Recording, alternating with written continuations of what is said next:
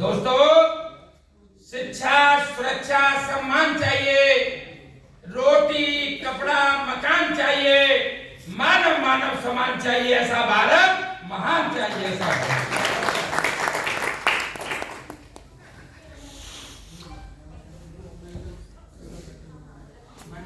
हो गई है पीर पर्वत से पिघलनी चाहिए, अब इस हिमालय से कोई नई गंगा निकलनी चाहिए।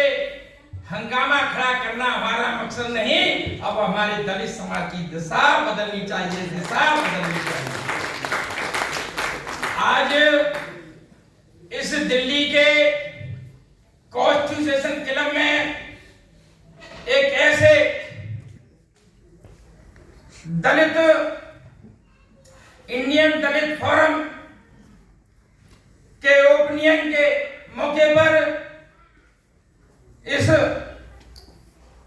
भारत में तमाम लोगों को न्याय देने वाले, बेजुबानों को जुबान देने वाले, गरीब मजलूमों की, तमाम लोगों की मदद करने वाले ऐसे जनपद न्यायाधीश परम आदरणीय हमारे हाथरस की शान भाई संदीप जी के लिए जोरदार तालियों के लिए आभार है, जिन्होंने इस संगठन की आज निवृत्त की है। मैं उनको बहुत बहुत बधाई देता हूँ, बहुत बहुत शुभकामनाएं देता हूँ कि तथागत गौतम बुद्ध, बाबा साहेब डॉक्टर बी.आर. अम्बेडकर, आज तो इतनी ताकत है कि ये संगठन भारत में एक नई ताकत बन करके आए।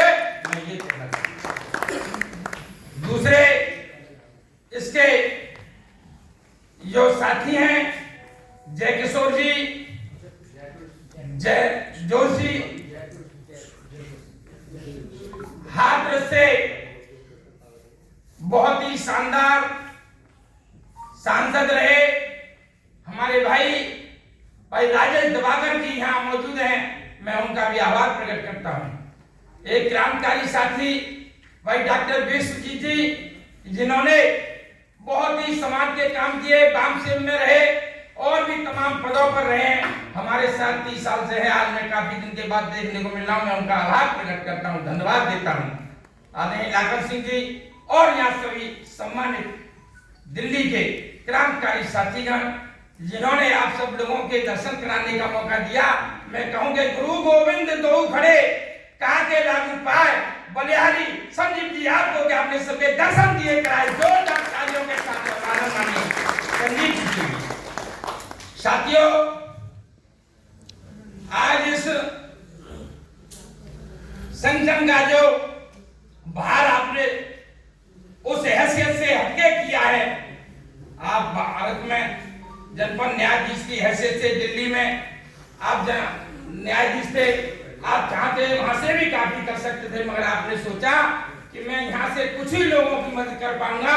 अगर ये संगठन बन गया तो भारत में एक नए जो शुरुआत हुई और दलितों को तमाम व्यवस्थाएं मैं कर सकता हूँ। साथियों, बाबा साहब डॉक्टर अम्बेडकर चाहते थे हम कि डॉक्टर इस देश के अंदर समतामूलक समाज की स्थापना हो। बाबा साहब डॉक्टर अम्बेडकर के पास जब एक हमारे गरीब आदमी का बच्चा जाता है, वो पैरों में गिर जाता है, वो कहता है बाबा साहब डॉक्टर मुझ पे अब मैला नहीं धोया जाता। बाबा साहब उसे उठाते हैं, गले से लगाते हैं, वो कहते हैं भाई क्या है कि बाबा साहब मुझ पे मैला नहीं धोया जाता। तो बाबा साहब ने कहा कि भाई तू खाना कितना खाता है कि मैं 5 रोटी खाता हूँ। मैला कितना ढोता है कि 4 तसले ढोता हूँ, कि कम से